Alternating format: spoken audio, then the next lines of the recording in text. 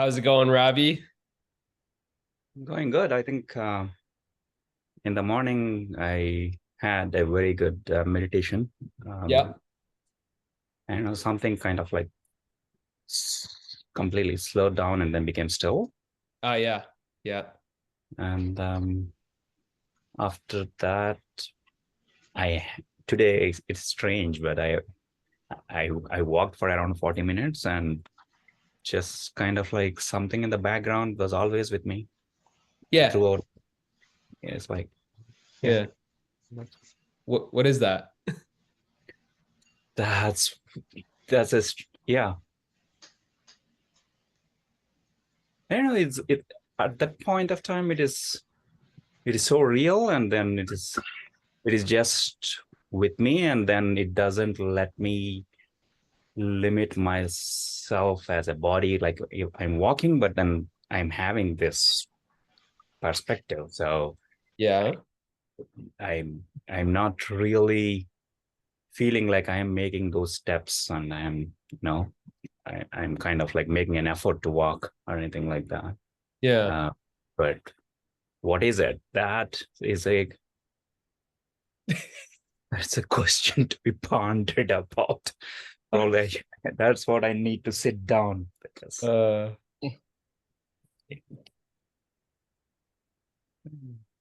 well, the answer is not going to come from the mind. no, I could tell you what it is, but you're not going to believe me. yeah, probably no. Yeah, But it's what we're always talking about. It's you. That thing in the background that's not a thing. It's you. That impersonal awareness that's just simply watching effortlessly, experiencing effortlessly, where that's what it feels like. That's what's experiencing the body just go about its day. But it's and that's what you notice is like in the morning meditation, there's like that stillness that you were experiencing. That's what it is. Like that which is effortlessly experiencing is absolutely still. It's not moving. It's not coming, it's not going.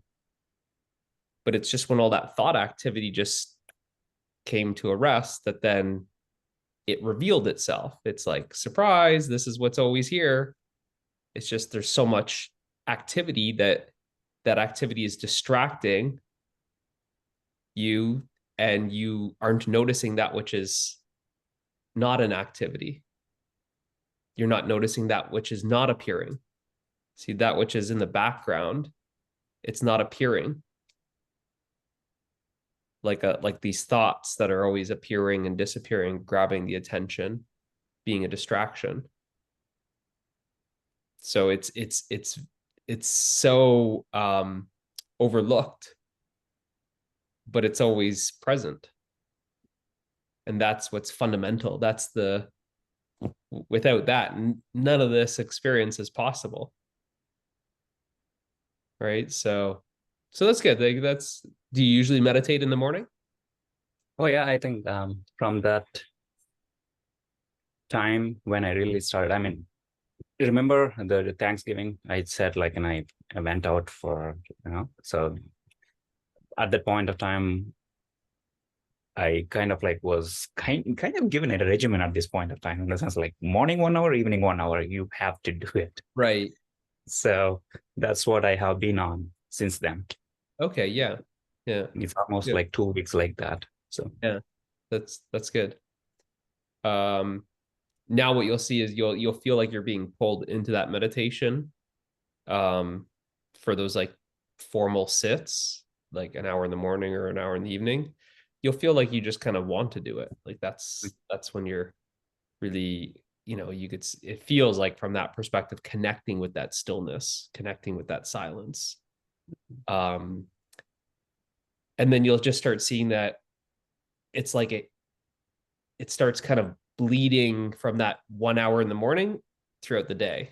Like that's what kind of felt like it spread. It felt like the body got up from meditation, but meditation continued. Isn't that the experience? Yes. That is the experience. The only thing at this point of time that I am observing is it is always there when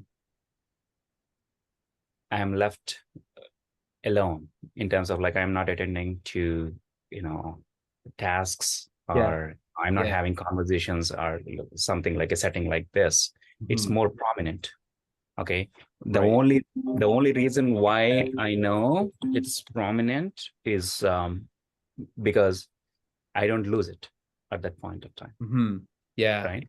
Uh, but once I get into the setting like this, hmm somewhere that bag it goes into the background, so it is not really in the foreground, right? hmm And yeah, that is the only thing that I have observed. Okay. Okay. So it's like it's like the sun that is ever present. Okay. But when you're identified with the thoughts are like the clouds. And when you're identified with the thoughts, these Mm-hmm. clouds, they basically cover in a way the sun. So that's what you're saying is basically you're saying, well, when I'm by myself, I'm noticing the sun more. You're saying the sun's more present when I'm by myself because I'm not experiencing so many clouds. But the clouds is just the thought activity. And what creates a lot of that thought activity is the identification with it that then seems to obscure the sun, seems to block out the sun. But if you look, it's nighttime now for you, nighttime for me here. Did the sun actually go away? No, the sun is still present, right? So it's just that the world has turned its back to the sun, right? So like that, this presence is always here. But when we're identified with the body mind and we're believing to be separate, it's as if you've turned your back to that stillness, to the presence. And just like that, it's you basically live in darkness. You live in the shadow, right? When you turn, it's like when the earth turns its back to the sun, it's dark. It's living in darkness. So like that's essentially what I'm saying with emphasize the I am, that sense that everyone has, that I exist, I am, the presence of awareness or the awareness of being. I, awareness, and then the am is the beingness. When you emphasize that in any experience, that's the equivalent of saying you're not turning your back, but you're now turning towards the presence in a way. Mm-hmm. Okay. This is just metaphorically speaking about it. Okay. I think I need to take this call. My I wife has figured, been yeah. That's all right. Yeah. calling. No worries. All good. You can come back whenever. Um did you guys get that? Like that it's not, Y- it feels like it's coming and going, but it's not coming and going. It's actually the Yeah, opposite. It's the I person that identify with it's the person that's the coming and going. Mhm. The identification that's coming and going. The presence is ever present, but it's the person that's actually coming and going because when you're super identified, there's very much the person present.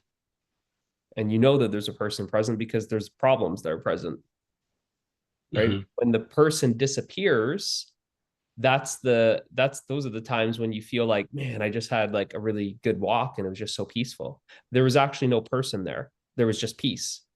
But what comes on after is there then comes the identification. Yeah, I had that walk and that was my peace that I was experiencing. So amazing. So that's what comes on online after. But really the actual experience of happiness, love, peace, and freedom, there's no person that's experiencing happiness, love, peace, or freedom. That's actually what you are. But the person is then added after that says, I had that experience. It's just like how LaShawn mentioned this, like maybe last week, I think it was like the flow state. The flow state is actually the absence of the person. because the person actually is resistance. So in the absence of resistance, right? Another way to say, in the absence of the person, there's just flow. Yeah.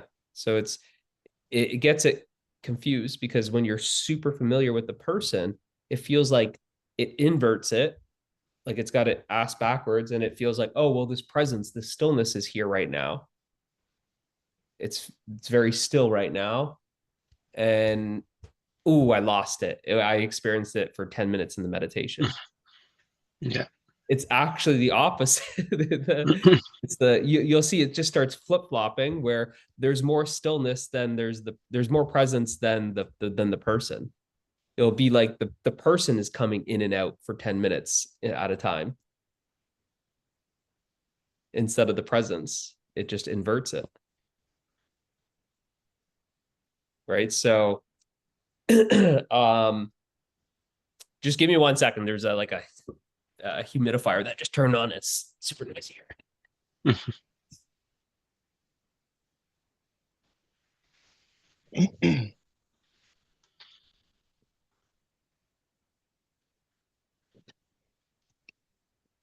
So you tend to notice it.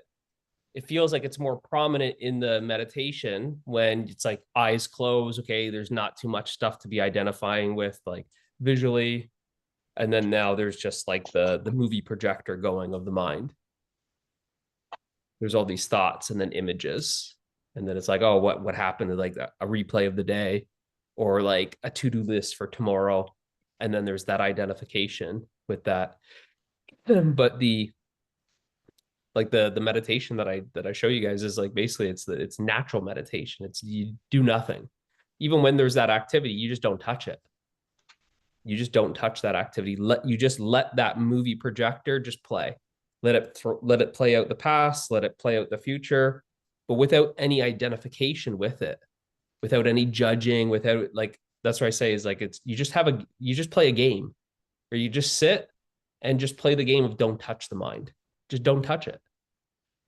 And whatever's happening will just happen, but it needs you to touch it or to create more momentum. It's just like a bike. It's like the bike needs you to push down on the pedal in order to create the momentum.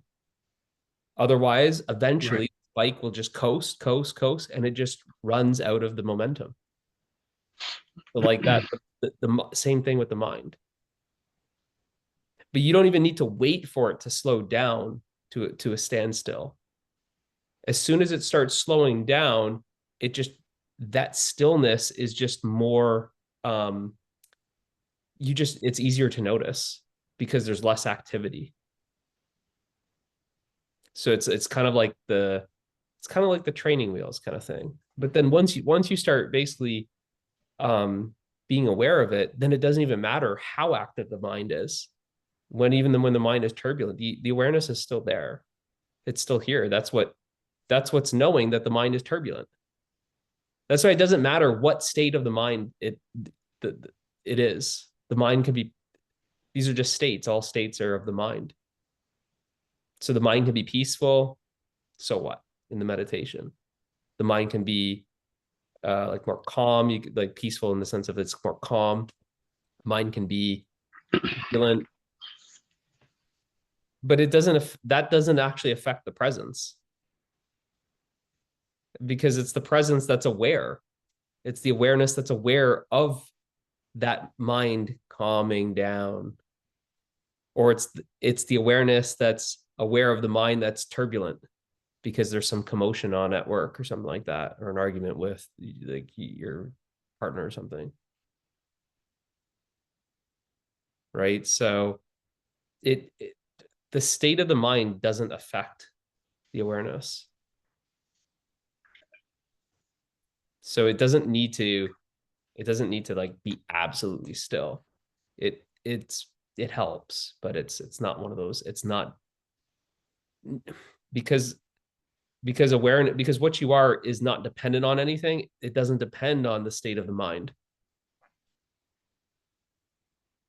Just what happens is, just when it's very turbulent like that and there's a lot of identification, it's like the attention only knows this activity that's so like flashy and distracting. And it's distracting you from that which is not moving. Like all of the thought activity is a movement. So that's where it's very distracting in that way. In the same way you watch an entire movie and you forget the screen for 2 hours. Right? Out of everything, the whole entire movie is moving. The only thing that's not moving is the screen. But look how easily you forget the screen watching a movie.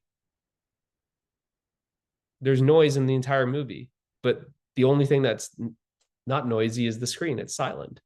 So the screen is silent and still. So like that's what you're saying, Ravi, is, oh, well, there's certain times when the screen is more prominent. No, it's not. Because the screen is present throughout the entire movie.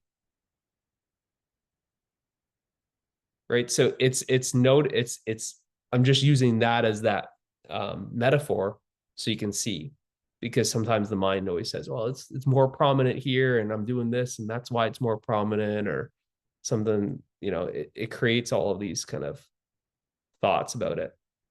But it's ever present. It's like the sun. It doesn't matter if there's 100% cloud cover or there's 10% cloud cover. The sun is present. That cloud cover is like just like the mind activity. There's either a lot of activity, 100%, 90% cloud cover, or there's very little activity, 10% cloud cover. But that cloud cover doesn't affect the sun being present or not being present. It is always present. But it just is a little bit of a distraction, you could say, because the habit is to look at the clouds instead of beyond.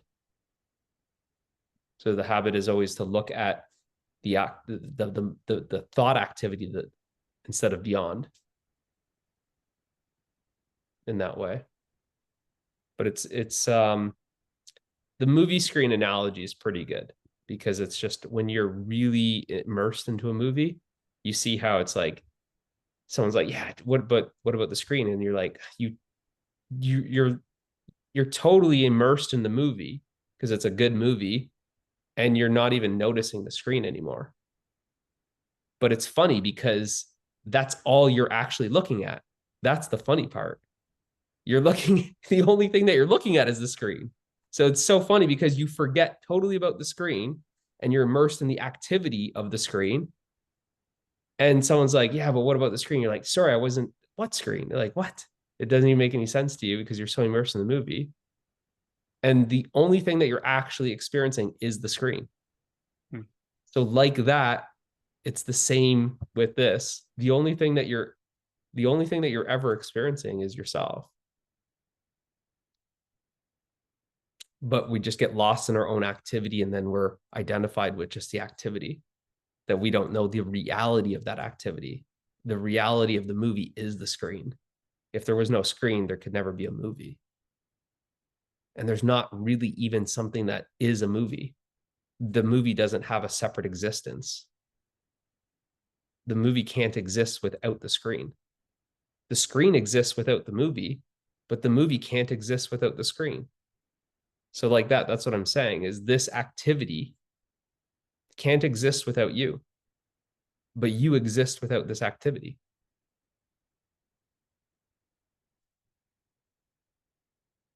And the activity is I group it all together. There's just one activity, and it's mind, body, world.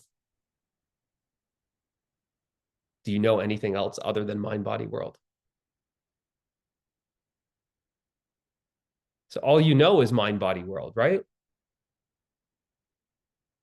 Okay, so that's perfect. But what is it that knows mind, body, world?